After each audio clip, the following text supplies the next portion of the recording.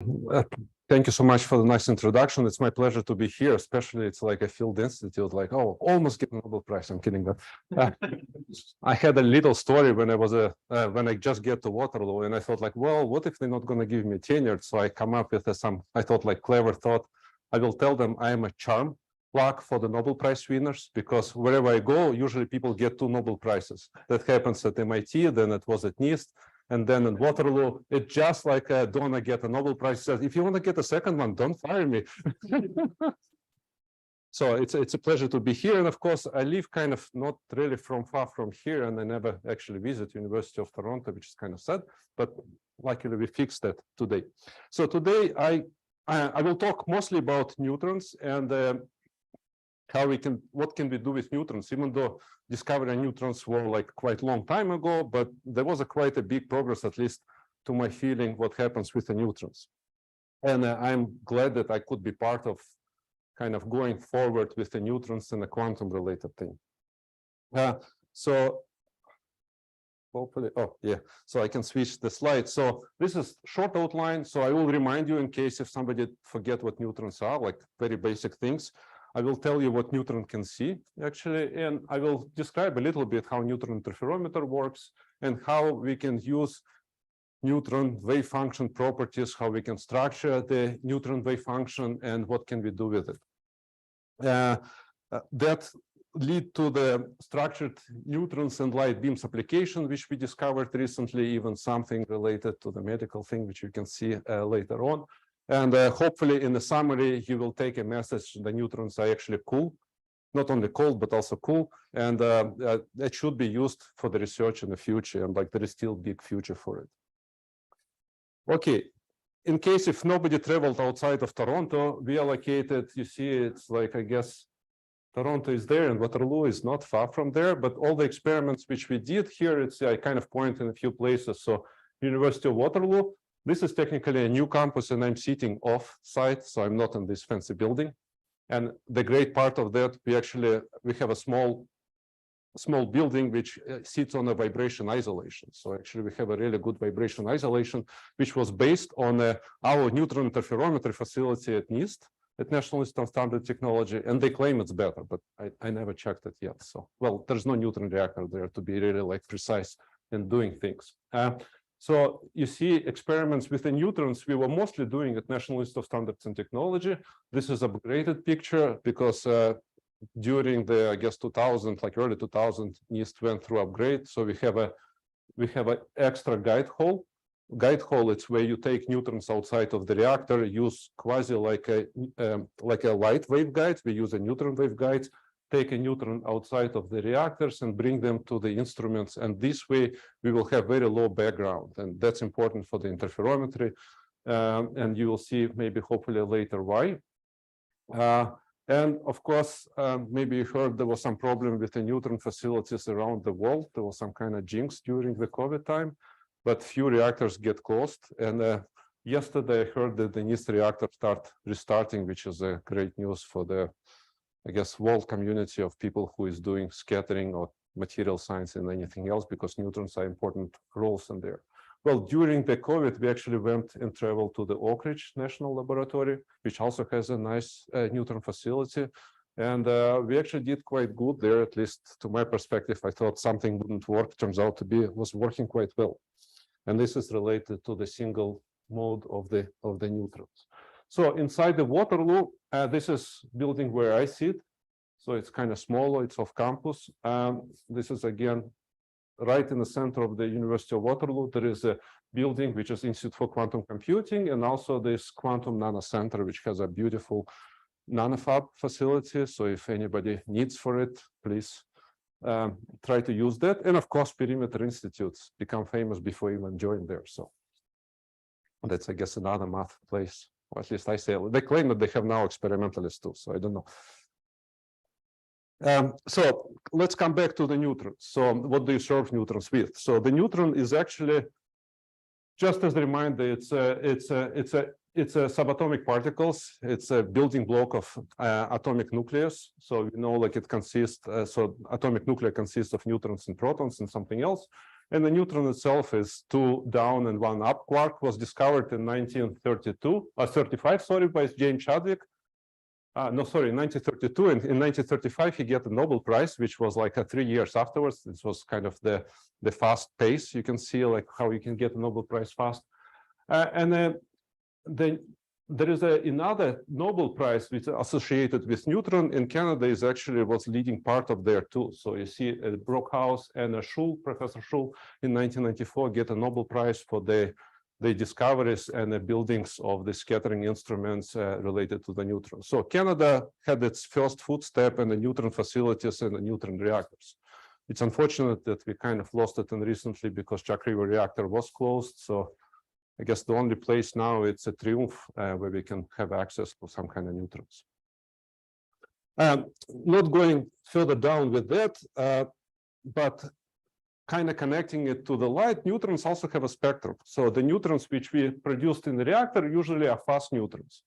For example, NIST facility has a neutrons with a 5 mega electron volt. So it's a fast neutrons with the speeds very close to the speed of light. But we can cool them down, and we usually cool them down by scattering on some light elements like a hydrogen. So that's why we usually have a water like in the reactor, so you can scatter neutrons when the neutrons lose the kinetic energy. And these neutrons are called thermal neutrons. So neutrons with a temperature of at room temperature. There is a great rule of two. You can see Enrico Fermi is deriving this formula here. So for the wavelength, de Broglie wavelengths of the neutron, of the thermal neutron. But I learned this rule of twos from Sam Werner, who is one of the father of neutron interferometry in the US, who says, well, if you have a neutron with energy of 20 milli-electron volt, its wavelength about 2 angstroms, and it's moving with velocity of 2 kilometers a second. So it's kind of nice rule of two if you want to convert any velocity to energy to technically to temperature, because it's a room temperature neutron. This is a good analogy. Of course, the thermal neutron have a unique penetrating ability. So a lot of materials, heavy Z materials with the high Z numbers are transparent for the neutrons. That's why neutrons are great to study materials in particular. But if you cool them even down further, for example, you can use the, at least we're using hydrogen, liquid hydrogen, you scatter them more. Some people use, you create cold neutrons. You can cool them even further down using either by what they call the turbine method at ILL, or you can use protons in the helium. You can cool them down to very low temperatures when the neutrons already don't have enough energy to penetrate this quantum barrier. So they cannot tunnel through a lot of materials, and you can put them in a plastic bottle and run around with them. Unfortunately, or fortunately, I don't know, it depends whom you ask, neutron lifetime is about 15 minutes. So the free neutrons will decay. And you can see neutrons, so everything what you see around you is pretty much consists of neutrons.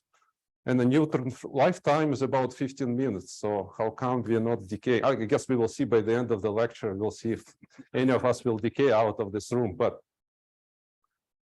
neutrons, not it's only free neutrons will decay, but inside, of course, the nucleus, they're quite stable. And this is not going to be part of my talk, but just so you guys know, I mean, we deal with a free neutron, so we need to do experiment in 15 minutes. So if you want to do anything related, but for one neutron at a time. Just to show the power of the neutrons, like thermal neutrons, they are transparent. So you see, this is an ordinary picture of the lead cast, like 2-inch lead cast, and the Asian lily is placed inside of it. So we seal this package, and we take an image with the neutrons through the lead. You can see this high Z materials like lead is transparent for the neutrons, but the neutrons still scatter on the you see on the small structures of these Asian lily leaves. You can see through that because neutrons scatter quite heavily on the hydrogen atom, something like so. You can see the water concentrations inside stuff. And of course, if you big lover of the coffee, so you can observe how this coffee machine, like mocha coffee, is building like kind of the brewing coffee for you. This is a picture from a PSI when I was playing, I guess, with the stuff. So neutron imaging was able to solve a lot of interesting problems for the industry, specifically fuel cell for the car industry. And before neutron radiographic imaging, what they did, they have elements which electrodes are made out of metal, and they need to transport hydrogen to combine it with oxygen, and the water forms, and then they have to take this water out because this membrane has to be moist but not liquid. Before the neutrons, what they did, they ran this battery for a while, and then they freeze to the nitrogen, and then cut it and observe where this water forms and how they can take it out. So they had some ideas, but turns out to be it was completely in the wrong place, and that was shown with neutron imaging. It's actually at the NIST, National Institute of Standards facility. Okay, now you can see why Superman probably would benefit from the neutron vision compared to the X-ray, when he could read the thoughts probably of his girlfriend when she was putting this lead cast to hide the thoughts from him.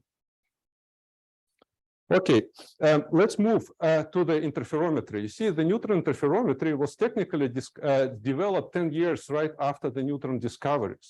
And the first neutron interferometer was built on the basis of the biprism interferometer. Then there was a few advances, and in 1974, Helmut Rauch, here's on the picture, while working with the Bonze, who was doing X-ray interferometry, he thought, well, it's kind of similar wavelengths for the neutrons than for the X-rays. That's why they're a great probe of matter, like an order of a couple of angstroms. Why don't I use similar interferometer for the neutrons and see if we can prove that the neutron is a quantum particle in a sense? Yeah, and that's kind of discovery in the building of the quantum mechanics using neutrons and using particles kind of form and start progressing really heavily. And this type of interferometry still survives and still active. You can see here kind of the picture where we have neutrons coming from the reactor, could be split coherently. We use for that a Bragg diffraction, which we'll show later, and then they could be recombined with a middle blade, and you can observe the interference at the detector behind this neutron interferometer. One more thing, if anybody has any question, please interrupt. Let's make it informal. So kind of, yes. What is what? Oh, length scale. So this is, you see, like Bureau of Standards, National Bureau of Standards, like the scale, like the ruler. It's on a scale of 10 centimeters. After you split the... It's in the order of like 10 centimeters.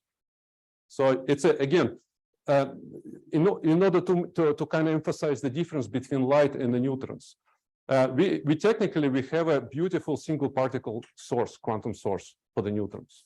And the reason for that, it's if you compare it, how many our nuclear reactor, which is a 20 megawatt reactor, produce neutrons, and it will be equivalent to the crystal to the Christmas light bulb. That's the amount of photons Christmas light bulb produced. That will be amount of neutrons, which will be thermal neutrons with Maxwell-Boltzmann distribution produced in the reactor. So we're technically looking at a campfire 50 meters away through the really small slit and doing this interferometry diffractions with the neutrons. So the sources are really just single particle sources. There is no interference between two different neutrons, because to find them, you probably have to spend few tens of the years to see the probability of them being a coherent volume.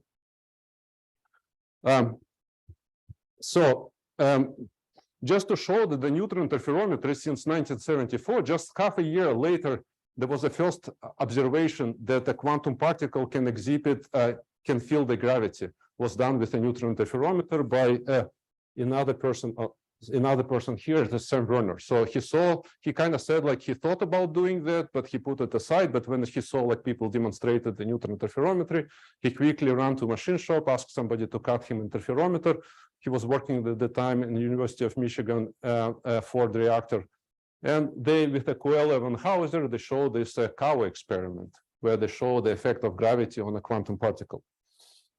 So just to show that the neutron is actually quite a nice, or neutron interferometer is diverse tool, it's one of the most precise way to measure neutron coherent scattering length, which is very important for the high energy physics, looking at the low energy background, because we do precision measurements there. Of course, for material science, because we characterize how the neutron interact with materials very precisely. Neutrons, so one of the first measurements was to measure the gravity measuring little g with the neutrons, even though this small interferometer, if you think of it, in the previous time before the LIGO come up with the gravity waves, we were joking usually if I have interferometer just this size, it will be as sensitive as this couple of kilometers of LIGO interferometer. I mean, of course, the problem was we didn't have enough flux to actually to do any precise measurements there. Sensitivity is the same, but there's another factor which is actually important. Statistic is very poor. There was few other experiments. He also used the Skala-Aronov bomb, something similar to the Aronov bomb effect, but looking at the electric field interactions of the neutrons. You can see Coriolis force, of course, the rotation. People even joked that to use neutron interferometers on nuclear submarines for the navigation, so you can see where you are location-wise. So, of course, neutrons is the spin 1/2 particle, so very similar mass to proton, have also spin 1/2. But no charge, so that's why it's unique penetrating ability. But yeah, people use it to study magnetic field, Aronov-Kashio effect, and many other things, which I hope I'll show you today.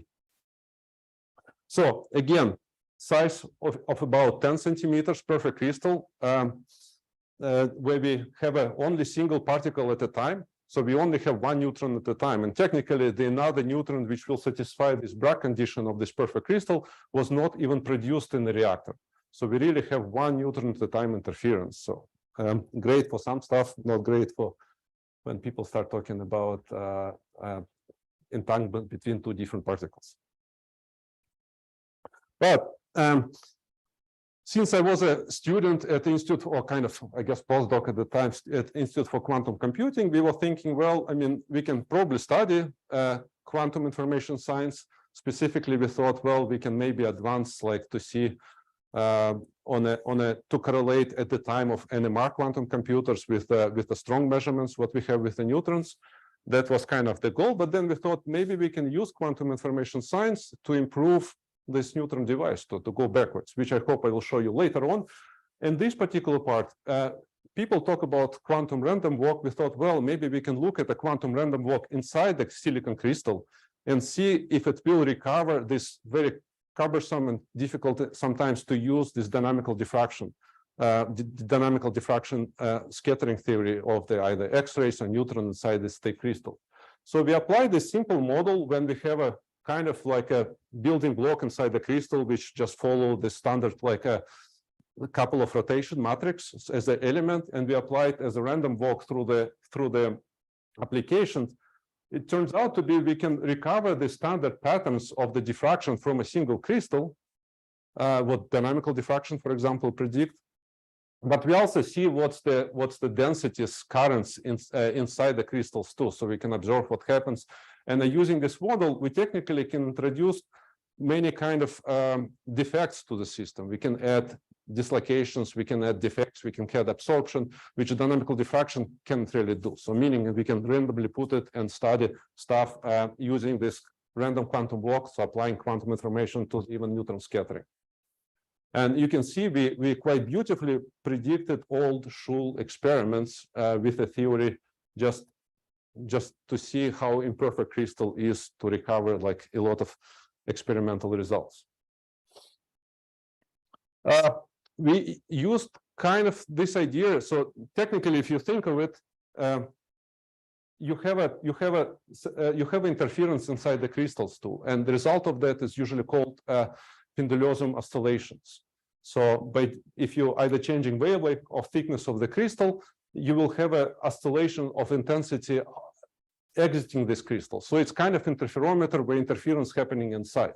So we use this effect to do the kind of more strict prediction or restriction on a fifth force. Even the small crystal and interference inside, which was published just recently, where it was a kind of big collaboration, but we try to set a bound on a fifth force, which we did with this type of crystal, just to go outside. So I mentioned the neutron interferometer is quite sensitive. Yeah, so it's sensitive, and because it's very sensitive, it's also sensitive to vibrations. So remember, the neutron velocity in order of kilometer a second. So that means even low frequency vibrations, like on order of hertz, is very crucial because neutron transverse through the interferometer in like 50 microseconds. So even slow vibrations could be crucial to us. And that's why for the NIST facility, we usually use big massive vibration isolation. So ideally, we thought maybe we should move to the grating type of interferometer because you don't need to have this strict alignments. If you think we use a perfect crystal, it's because our beam splitters have to be aligned to the sub-angstrom precision. So that, if you think on order of like 10 centimeters or so, that would be quite difficult, especially like if I want to get any statistics, my experiment can last like months, years, depends how precise I want to do that. So you see, to keep it aligned to that precision is almost impossible. That's why we use in nature, that's why we use the single crystal bull, which we cut our blades, our beam splitters out of perfect crystal, and the nature does alignment for us, so we don't need to worry about the alignment. That's why you can see this blade somehow still attached to the common base. Well, with the gratings, because the gratings period will be much bigger, so we thought we can bypass it, but turns out to be for the neutrons, even though most materials transparent to them, but they're also weakly interacting with a lot of materials. So to make a grating which produce enough phase shift, like pi or pi/2 phase shift, you need very high aspect ratio, like etching patterns, which was almost impossible till recently. And of course, idea was also maybe we can shape the neutron wave in such way that maybe we can use to study some particular properties. So here is coming from the light idea that you have a plane waves, and if it's passing through this kind of staircase pattern, you shape your phase profile, looks like a spiral phase profile, and turns out to be the light which having this spiral phase profile will carry orbital angular momentum. So we thought maybe we can do something similar. While I was doing kind of my research assistantship professor and maybe a little bit of postdoc, we come up with a new type of the device, which I was able to build new facility at National Institute of Science Technology, where we can use to apply quantum information kind of approach to study quantum materials. And that's why I was spending like a lot of time, mostly at NIST, while doing the professor position there. Okay, so let's move to the why. Yes.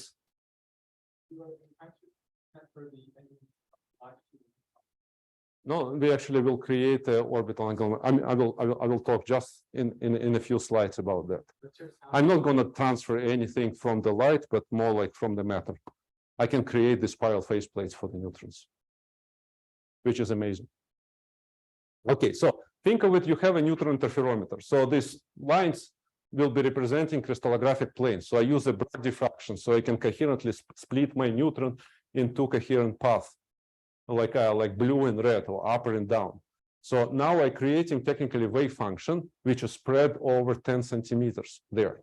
And usually you can place a device like something here, like which will interact with neutron, and I measure the phase difference. So intensity coming to the detector per some unit of time, depending on my phase shift, will change because of the sample introduced. So if I have a vibration, even slow frequency vibration, you can think we're very sensitive to this angle of incidence. So if angle of incidence change a little bit, then my neutron will be not satisfied to the next kind of the Bragg diffraction. So it will be just leaving the interferometer, and I'm losing my contrast. So small vibration, you can even think classically. So you have a moving wall, neutron hits it, and then the neutron velocity will be modified. And that means it's not going to be satisfied to interferometer, so I completely kill my contrast.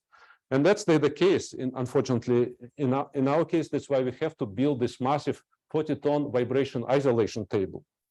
So you can see here, this neutron facility at NIST, it sits on a separate foundation. It's a 40-ton table, which is suspended in the air. And the person who actually invented it is Jeff Green. He got a patent, while at NIST at the time, they thought, like, who needs that? Like, keep the patent for yourself. He was able to send his kids through the college. But now it's pretty much on any electron microscope, similar idea used to do that. There we also have a second table, which is a couple of ton table. And you can consider this as would be just an optical table per se. But this is the human size. So you see like interferometer, human. So we have really big, massive vibration isolation. And because the neutrons, you can think of it as spherical wave, the further you go away from a source, the less intensity of the neutron will end up to be on a small detector. So it's quite far. That's why we can actually see. And that's why it's very important to have a low background measurements. Well, it turns out to be at the time, we can use the decoherence-free subspace idea, where we can expand the Hilbert space from a 2 level to the 4 level and select some particular subspace and build the qubit out of it, where the noise effect will be exactly similar to the both of these paths. And if you compare that to the neutron, so we can think like we expand our standard neutron, yeah, we add few more blades, and then we will select only paths which where the effect of the noise for the small vibration will be exactly the same. So the effect of the noise will be canceled out. In a sense, you found a decoherence-free subspace. So we build interferometer just to check that, and it turns out to be so. Of course, when you make one interferometer, 1 out of 6 will work. So you don't want to have 2 interferometers and say, oh, one of them is good, one of them is bad, maybe because of some other reasons. Yeah. So that's why we build it on the same base. We build it this interferometer by placing the cadmium. Cadmium is a material which absorbs neutrons with very high probability. So like we can think of it beautifully for the neutrons, we have a almost 100% quantum efficiency detectors. And we also can block beams like with a close to 100% efficiency. So we can, by putting this cadmium, which is just a millimeter thick cadmium piece, placing them in a different location, we can select a two different kind of pathways and compare them, how they actually, what the effect of vibrations to them. So you can see this is a standard Mach-Zehnder interferometer, which we always used before. And introducing the 8 Hertz vibration, this is a blue line, completely kill the contrast. Contrast when I mean I'm changing the phase inside, and I see how the oscillations will go with related to that phase. And of course, I place these beam blocks in a bit different locations. So I'm selecting, some people called it, looks like figure 8 interferometer, or somebody said it unfolded Sagnac interferometer. Of course, you can come up with anything you want, but even 8 Hertz vibration didn't really change the contrast, which was amazing. We actually went much further down, but we never glue our interferometer. So it's sitting on a soft, almost like a pool felt. So we don't introduce any strain and stresses. And I shake this building so vigorously, so the interferometer starts sliding from this kind of pool panel. And it was above 25 Hertz because my way of introducing vibrations turns out to be this vibration isolation system is great. So in order to introduce vibration, I did something not nice. So I put a motor and I put an off shaft mass, which I start rotating when I go to higher frequency. Of course, the amplitude was going higher too. But the contrast was the same until the interferometer shifted out of the out of the perfect position. So the great stuff for that, it means I can build new neutron interferometer facility where I don't need this big massive vibration isolation. So I can just buy a normal optical table, place it on a normal optical table next to the neutron guide. So I have a much higher intensity, and I will be insensitive to particular vibrations. And technically, that was a big achievement. But while working on it, we learned that we can actually do the high aspect ratio grating etching. And we learned it from our X-ray colleagues from NIH, who is doing X-ray imaging for the medical applications. They were just down the road. We went visit. I saw the gratings. Oh, like I calculated in my head that the phase should be similar. I asked, can I borrow? The guy told me no, but I can give you my test from the trash can. So he gave me a few. And we put it in a facility, and this is the first image. So using 2 grating, this is kind of more interferometry.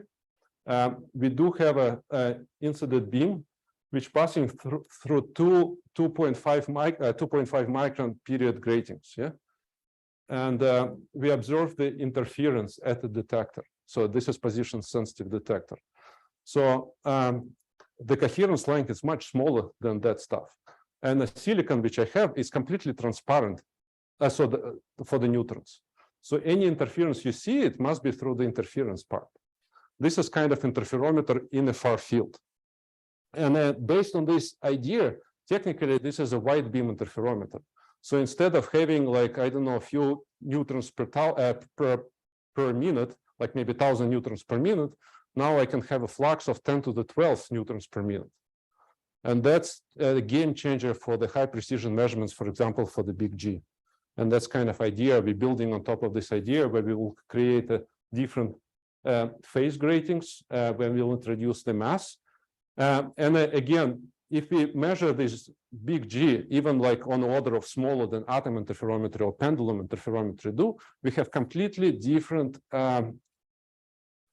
what's it called? We have completely different systematics here, because again, neutrons don't have a charge. So most of the stuff related to the other places, it's a charge sensitive. So we don't have a neutron, don't have a charge, so we're insensitive of the coupling related to the charge for the light or anything else. And at the same time, if you think of it, we can also install the X-ray source. X-ray will be affected by gravity differently than the neutron, which have a mass. Yeah, so we can have a comparative measurements at the same time. Yes. What is the goal of like putting several phase gratings after one another? So you can think of it, you create a kind of, you need to have a reconstruction to observe the interference. It's like Mach-Zehnder interferometer, you think of it. If I just put one, I wouldn't get the diffraction pattern? You will have a diffraction pattern, but you also have to recombine. I mean, you can do quasi-similar idea. If you have a diffraction pattern, yeah, and assumably if you put some gradient, but you will see the shift of the diffraction grating, but you wouldn't measure the phase like that precisely. So because we use another grating to do that phase recovery. So instead of intensity measurements, you do the phase measurements. It's similar. You have one grating or you have a Mach-Zehnder interferometer. So for some experiment, maybe it's ideal. You can, for example, measure spectroscopy with it. Yeah, you have a camera and go further. But if you have a three grating, you have a pretty much the Mach-Zehnder interferometer.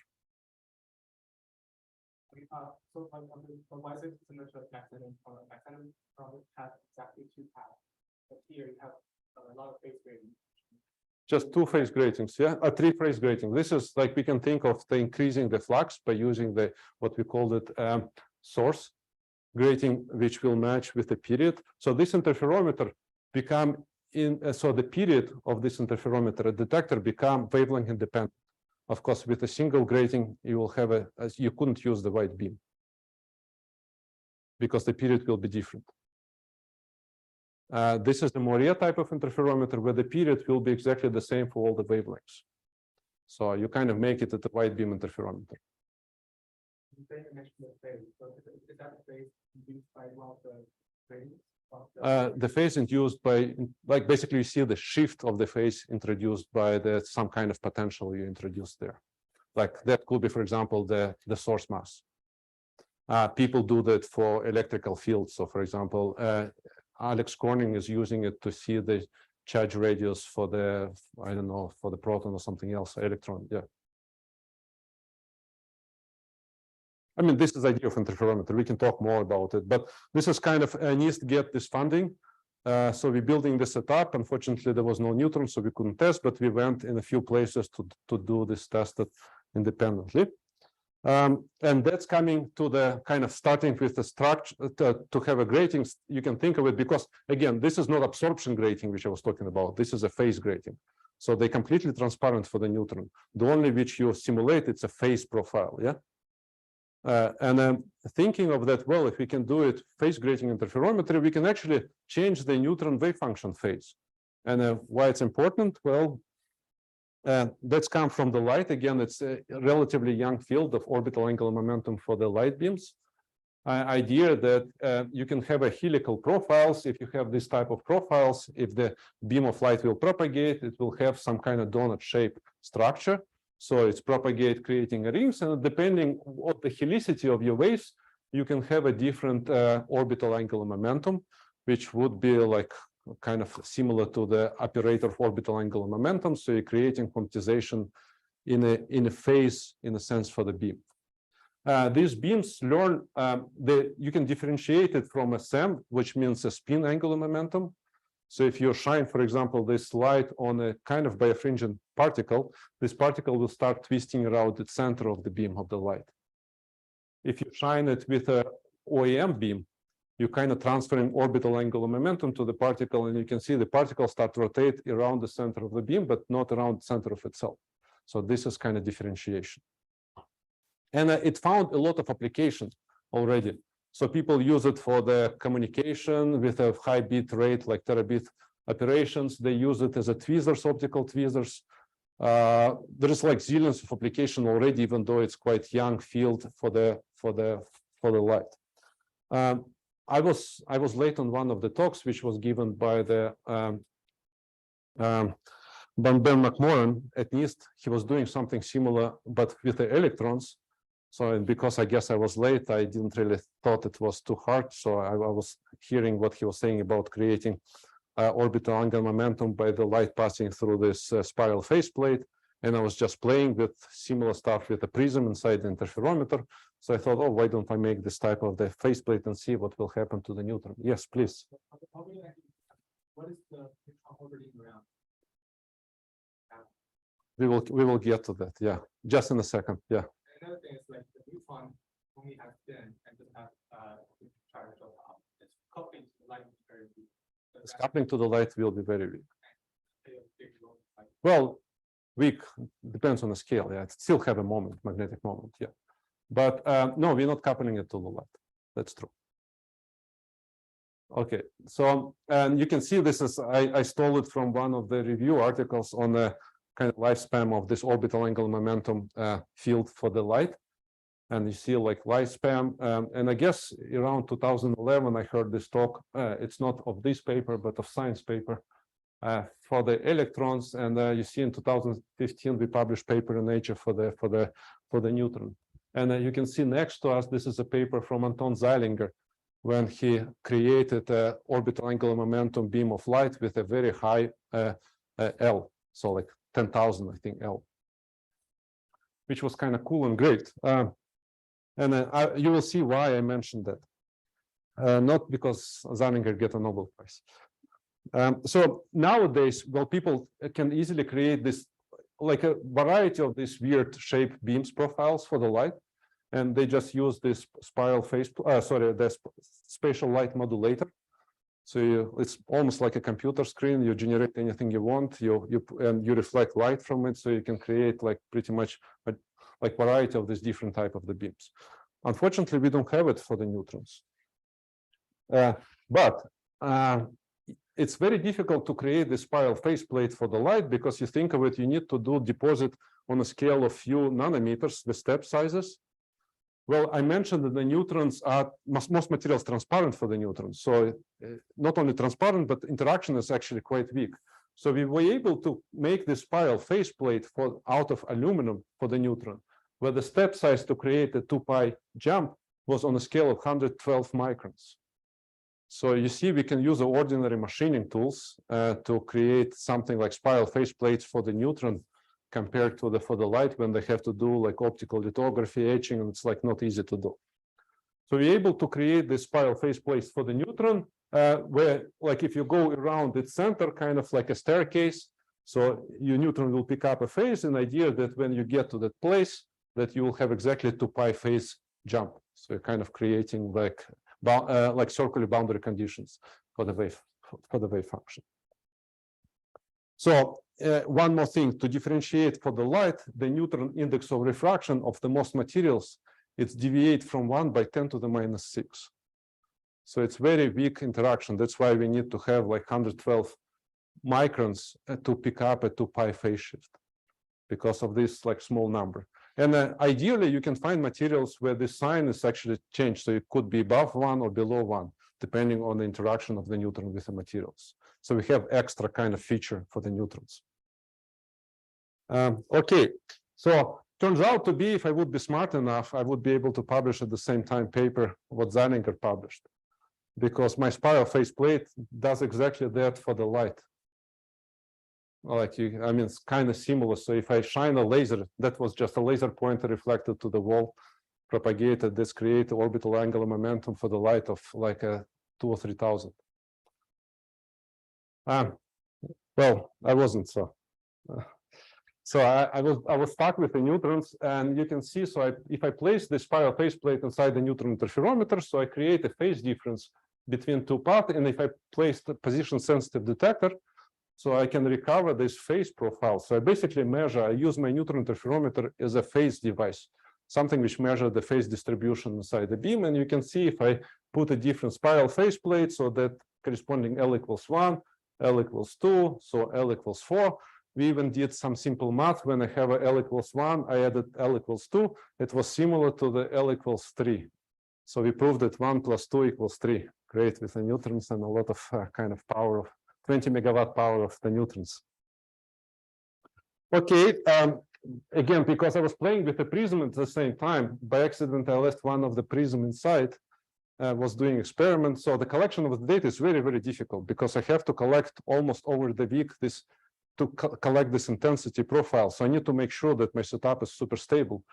And of course, that's why the discovery was not that fast. So I had to wait a few days to see, but turns out to be when I have also prism, it looks like this fork dislocation gradient picture when I have a spiral faceplate.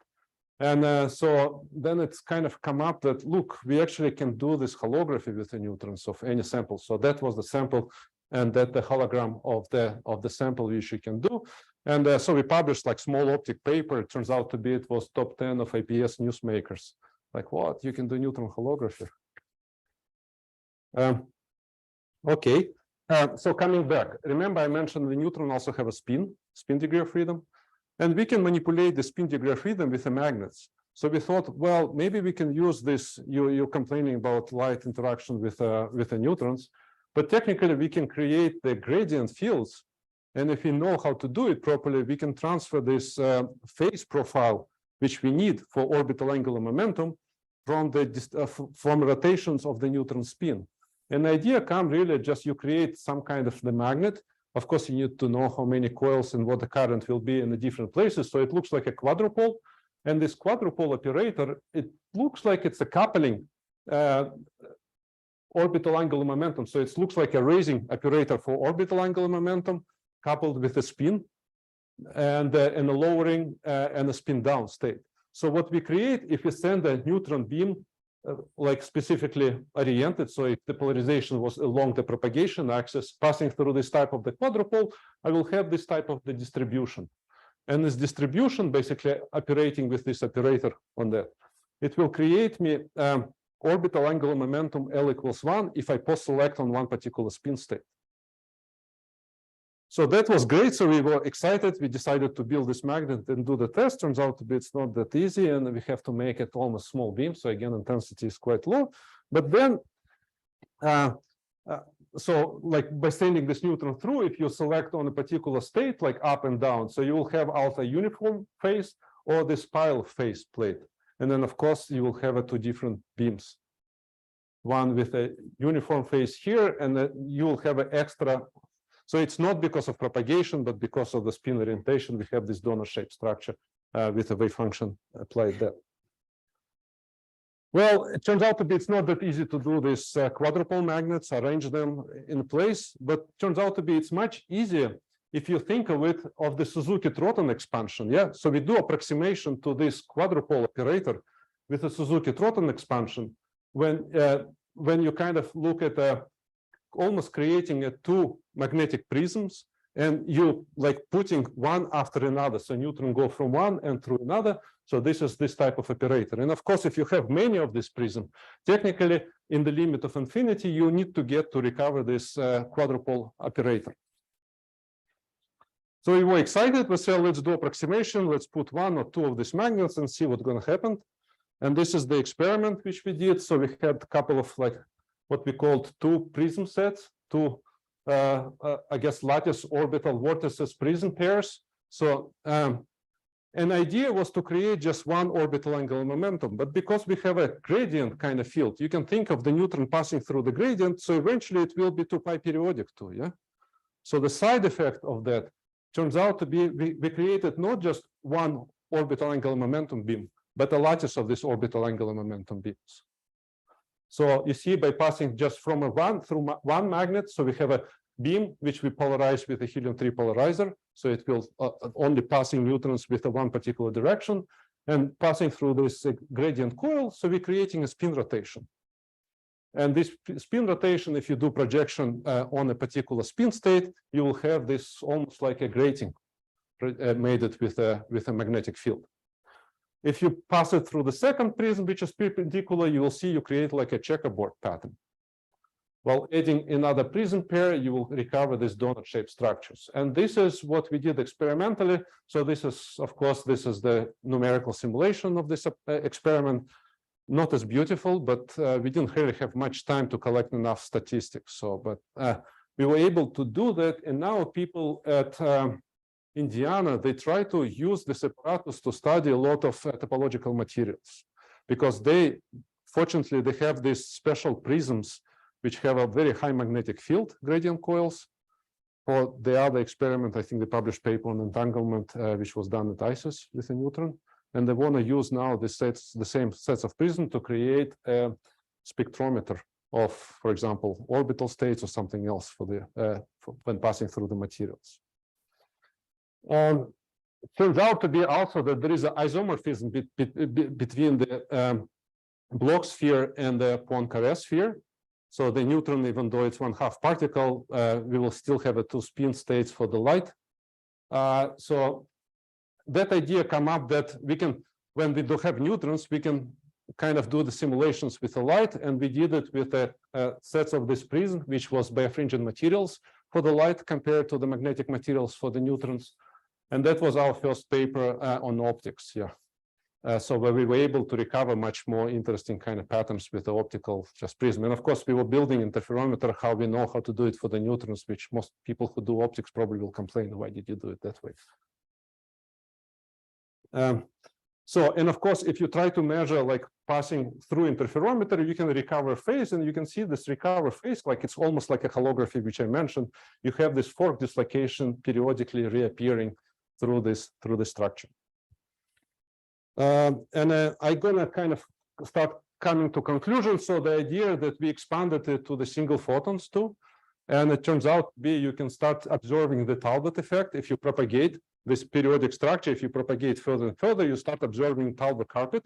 We did it with the single photons, and of course there is a difference if you have this lattice of orbital angular momentum beams, when just the one which would be just coming from intensity. So you see these pictures are completely different if you have orbital angular momentum or not. So technically you can measure that using the Talbot carpet. And we did also the state preparation, which we show, like, I guess it was one of the early papers where we can use the full camera image to see how much of the single photon was entangled through this whole set of the camera lens. So this, like, as long as your Bell state fidelity goes above 0.5, then you say it's this was about 50% of the area was entangled. We did it at the Kevin Rush and Thomas Genevine group before, but while we were talking about that with some people outside of our field, we get stumbled on a person who is doing optics for the eyes, and we learned that the humans actually have a perception of polarization. So humans can see the polarization of the blue light, which was quite interesting. So we have a radial filter for the blue light. And there is a phenomenon called Hadinger brush. So if you look at a linear polarized light, you start observing some kind of the big structure of the Hadinger brush. So it's look like a bow tie of yellow and bluish color. Of course, if you stare it for more than a couple of seconds, this picture disappears because we have a retinal adaptation. So we don't see it if it's some structure sees for a while. And it also looks vague. So sometimes you're thinking something in my eye, let me clear it. But using this phenomena, we build the apparatus where we can send this spin orbit coupled beams to the human eye and try to kind of measure and optically if you can still see polarization or not, because there was a big coupling between seeing this polarized light and the early sign of macular degeneration. And for us, it's kind of ideal because it's a radial filter. So it will be beautifully distinguished between different orbital angular momentum beams. So based on that, we do collaboration and try to do the studies which we published in PNAS. And super proud to say that Michael Berry was our editor who actually agreed with us. So. Back to the neutrons, kind of going through. In recent, just in half a year ago, we were using the same idea what people do for the light nowadays or for the neutrons. So we try to create this fork dislocation grating, send a neutron beam, and create orbital angular momentum state of the neutron. And that will be pure state if you would be able to do that. It turns out to be, for us, intensity is so low, so we need to have a grating on the sides of the less than a micron. And so it means if we send just like there will be almost no neutrons in that area. So the density is so low. So that's why we replicated to like several millions of these gratings using nanofabrication. An idea, if you're measuring in the far field, all these beams from a different gratings will merge to the same beautiful pattern. And that's what we're using SANS instrument. So this is just a typical dimension. So you see it's a 2-micron period. So we make sure that our coherence length of the neutron was on a scale of 1 micron. So that's why we want to have no kind of correlations in between. But we create the 6.2 millions of these patterns. So we put it in the neutron beam. You can see it's also like, even though it was high enough aspect ratio, it was still low. So the phase produced for the neutron passing through it, it's quite big. So it means it's only a small fraction of the neutron will be diffracted because of this grating. But the beauty part, any neutrons which will be diffracted, so this pattern will merge into one on a camera. So you can see here, this is the image, collective image from many of these, of course, neutrons scattered from these millions of gratings.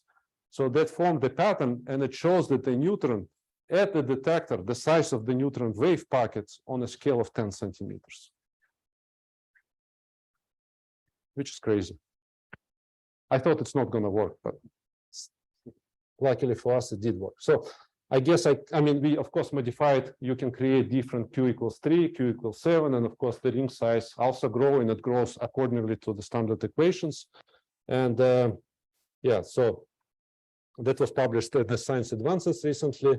And I kind of conclude, technically, we can use this advantage of creating different type of the patterns. So ideally, we can create, for example, many different type of the beams. We can create like the self-accelerating beams, beams which like kind of avoid the obstacles, and we can do that in a similar pattern with for the neutrons, not only for the light what people created. Okay, in conclusion, why we were doing all of it. So idea was try to use this new type of instruments which has particular structures of the wave function to interact with modern topological materials like quantum materials, which could be used in the next generation of quantum computers. Again, I try to talk with a lot of people who make these samples. I'm not, I cannot make samples myself, but everybody promised samples and actually never delivered. But luckily I get a student, Melissa, she was from McMaster Institute, and she had some experience on growing. She said she can grow some samples. So she made this sample, which is a room temperature skyrmionic materials, which we saw published in some papers. So we repeat these measurements. And it turns out to be this material has a lot of interesting structures and features. So you can see how the skyrmions forms, how they merge, how they kind of disappear. Using these materials and using SANS apparatus, we can measure the small angle scattering, like the effect of after scattering. And while working with the gratings, it turns out to be we can, with a small manipulation, we actually can recover the phase from SANS imaging, which most people don't care about. And doing so, we were able to do the 3D reconstruction of the skyrmionic materials. I will kind of skip through that, how we do it. But we observe this type of the skyrmions in the bulk material. Yeah, so anything you see before, it's usually surface probe. Here we can see this formation or maybe like an annihilation of type of different skyrmion materials inside the material using the neutrons. And again, I would like to thank my collaborators. So you can see people in IQC, students and postdocs, work closely with the David Corey group on the neutron interferometer in particular. We're trying to make a very beautiful neutron interferometer. People at NIST, some of them are doing neutron research, some of them are not.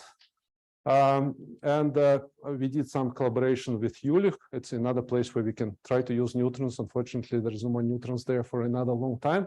And recently, Oak Ridge.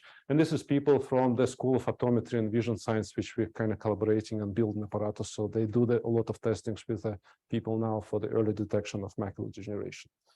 Thank you very much. If you have any more questions, I'm happy to answer. I have like 1,000 more slides there. So if anybody have a question.